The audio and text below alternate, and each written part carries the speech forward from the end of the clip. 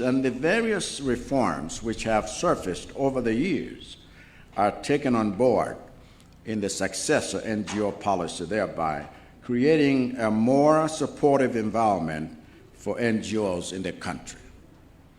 As we reflect on the work that has been done and look forward toward the future, it is my pleasure to officially launch the 2024 NGO Sector Report. This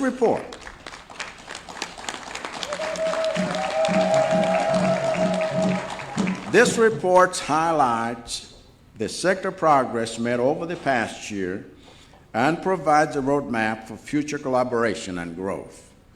This report is a testament to the resilience, dedication, and commitment of NGOs working in Malawi, and it offers insights into how we can further strengthen our partnerships and capacity to achieve our collective goals. I therefore urge you all to go through this report, draw lessons from it, and use it as a tool for reflection and planning as we move forward together. In closing, let me once again thank all NGOs, our partners, and stakeholders who continue to support our vision for a better Malawi.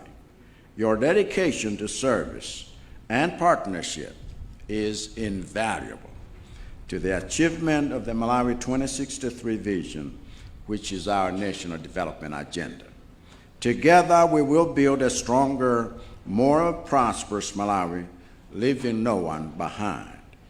Without partnerships and enhanced capacity among all actors, including NGOs, progress shall be slow against our wishes. We must be deliberate in fostering effective collaborations and double our efforts. So call Minister of Education to come forward and receive the report from his President for this group photograph. Minister of Gender, Computer